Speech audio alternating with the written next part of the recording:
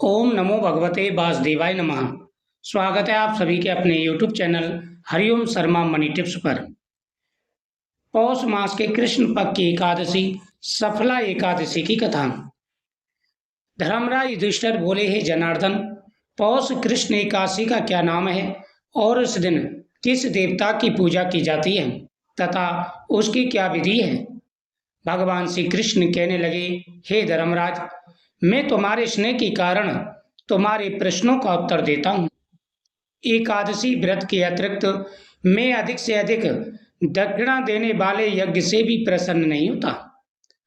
अतः तुम इसे अत्यंत भक्ति और श्रद्धा से युक्त होकर के एकाग्र मन से सुनो। हे धर्मराज युधिष्ठिर, इस पौष कृष्ण एकादशी का नाम सफला है। एकादशी के देवता श्री नारायण हैं। पूर्वोक्त विधि से इस व्रत को करते हुए श्री नारायण भगवान की पूजा करनी चाहिए। जिस प्रकार नागों में शेषनाग, पक्षियों में गरुड़ और सभी ग्रहों में चंद्रमा, यज्ञों में अश्वमेघ, देवताओं में भगवान विष्णु श्रेष्ठ हैं, उसी तरह सब व्रतों में एकादशी का व्रत श्रेष्ठ है। जो मनुष्य सदैव एकादशी का व्रत करते हैं वे मुझको परम प्रिय हैं। अब इस व्रत की विधि कहते हैं। मेरी पूजा के ऋतु के अनुकूल नारियल, अनार, सुपारी आदि मेरी को अर्पण करें। धूप, दीप, नैवेद्य आदि 16 चीजों से मेरी पूजा करें। रात्रि को जागरण करें। इस एकादशी के व्रत के समान यज्ञ, तीर्थ, दान, तप तथा और कोई दूसरा व्रत नहीं है।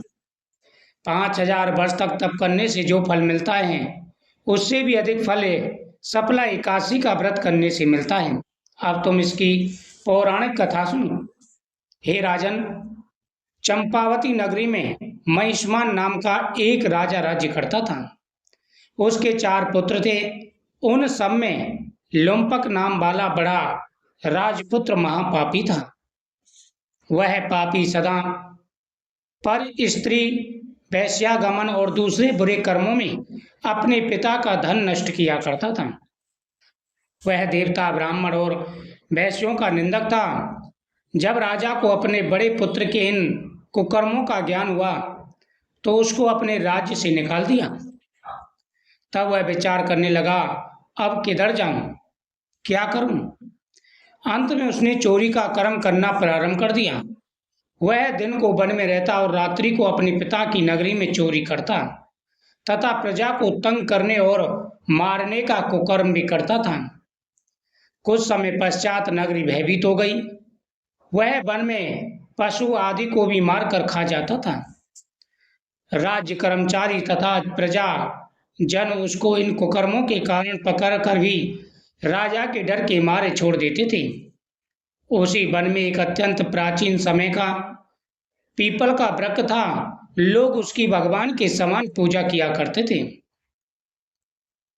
उसी वृक्ष के नीचे वह महापापी लुम्पक रहा करता था। हे राजन, इस वन को लोग देवताओं का क्रीड़ा स्थल मानते थे। कुछ समय के बाद में पौष कृष्ण की दशमी के दिन वह वस्त्रहीन होने के कारण शीत के मारे समस्त रात्रि सो न सका और मूर्छित हो गया। उसके हाथ पैर अकड़ गए।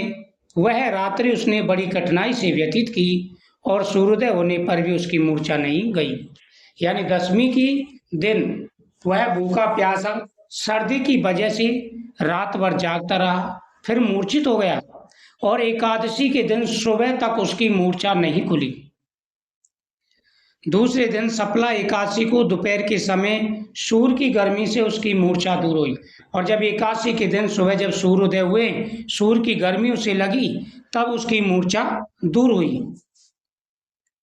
परंतु सारे कष्ट के कारण वह जीवों को मारने में असमर्थ रहा। अतः वृक्षों से गिरे हुए फलों को बीनकर वह पीपल के वृक्ष के नीचे आया। उस समय तक सूर्य भगवान अस्त हो गए थे। अतः उसने उन फलों को पीपल के वृक्ष के नीचे लाकर रख दिया और रोकर कहने लगा कि भगवान, यह सब फल फूल आपके ही अर्पण हैं। आप ही इनसे तृप्त होइए। उस रात्रि को उसके दुख के मारे नींद नहीं आई।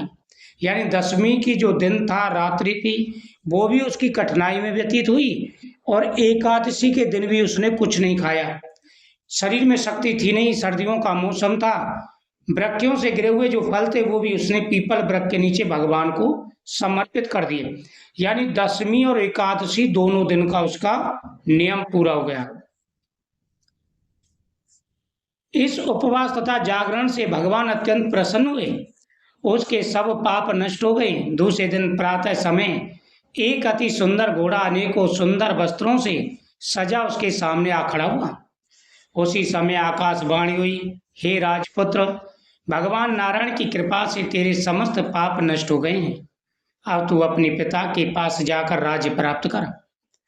लुम्पक ने जब ऐसी आकाशवाणी सुनी तो वह अत्यंत प्रसन्न हुआ और हे भगवान आपकी जय हो, ऐसा कहता हुआ सुंदर वस्त्रों को धारण कर अपने पिता के पास गया। उसने संपूर्ण कथा कह सुनाई और पिता ने उसको अपना राज्यभार सौंपकर वह वन को चला गया। अब लुम्पक शास्त्र अनुसार राज करने लगा। उसके स्त्री पुत्र आदि भी नारायण के परम भक्त बन गए और वृद्ध अवस्था आने पर वह पुत्र को गद्दी दे भगवान का भजन करने के लिए वन में चला गया और अंत में विष्णु लोक को प्राप्त हुआ। जो मनुष्य भक्ति पूर्वक इस सफला एकादशी का व्रत करते हैं उनको अंत में मुक्ति मिलती है। जो मनुष्य इस एकादशी का व्रत नहीं करते वे पूंछ और सींगों से रहित पशु की समान हैं। इस सफला एकादशी के महत्व को पढ़ने अथवा सुनने से अश्वमेध यज्ञ का फल प्राप्त होता है। इस प्रकार से भगवान कृष्ण का ध्यान करते हुए एकादशी का व्रत रखें।